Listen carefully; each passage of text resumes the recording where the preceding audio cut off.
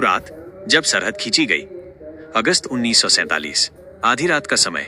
घड़ी ने 12 बजाए और एक देश जिसने सदियों की गुलामी देखी थी आखिरकार आजाद हुआ। लेकिन उसी आजादी की रात एक और लकीर खींची गई जिसने एक धरती को, एक संस्कृति को, एक इतिहास को दो हिस्सों में बांट दिया।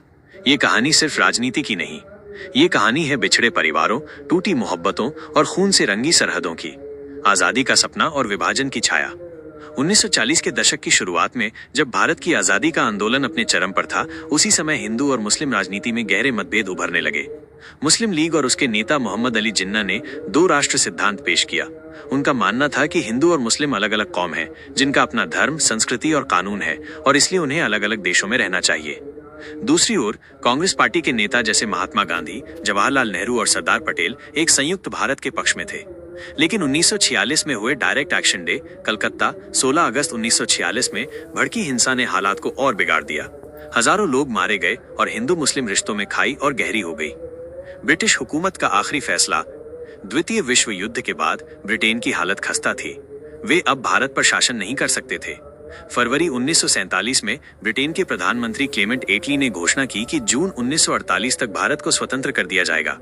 लेकिन हालात इतने बिगड़ चुके थे कि आखिरकार भारत के आखिरी वायसराय लॉर्ड माउंटबेटन ने आजादी की तारीख 15 अगस्त 1947 तय कर दी और साथ ही ये भी कि भारत का विभाजन होगा। सीमा खींचने का जिम्मा सर सिरिल रेडक्लिफ को दिया गया, जो भारत में पहले कभी नहीं आए थे। उन्हें केवल 5 हफ्ते दिए गए पंजाब और बंगाल के नक्शे पर लकीर खींचने के लिए। रेडक्लिफ के पास न तो स्थानीय जानकारी थी, न ही समय। नदियां, खेत, गांव, स्कूल, यहाँ तक कि परिवार भी इस लकीर के दोनों ओर बट गए। एक आदमी, एक कलम और लाखों की तकदीर तय हो रही थी। 15 अगस्त 1947, आजादी और बंटवारे का जश्न और मातम। दिल्ली में लाल किले पर तिरंगा फहराया गया, लोग सड़कों पर नाचे, मिठाइयां बांटी गईं। लेकिन सीमाओं पर पंजाब, बंगाल, सिंध और बलूचिस्तान हालात बिल्कुल उल्टे थे। जगह जगह हिंसा भड़क उठी। पड़ोसी जो कल तक एक दूसरे के त्योहारों में शामिल होते थे, अब दुश्मन बन गए। मानव इतिहास का सबसे बड़ा पलायन।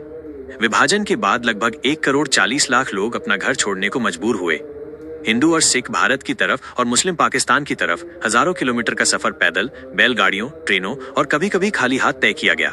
कुछ ट्रेनें पाकिस्तान से भारत आती, जिनमें सिर्फ लाशें होती।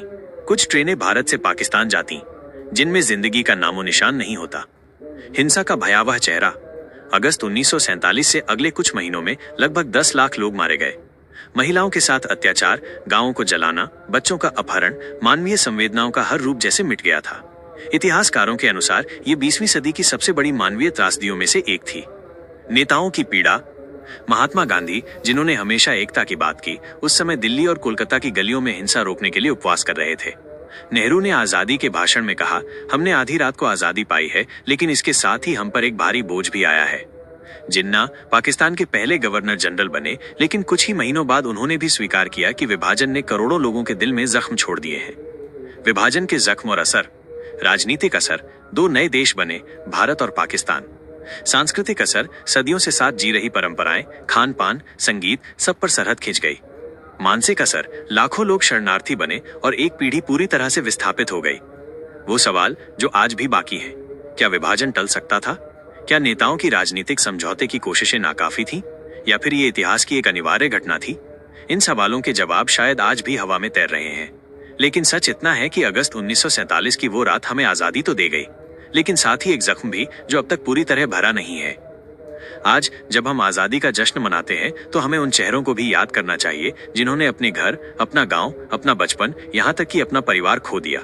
क्योंकि इतिहास सिर्फ तारीखों में नहीं लिखा जाता, वो उन आंसुओं में भी दर्ज है जो सरहद के दोनों ओर एक जैसे गिरे थे।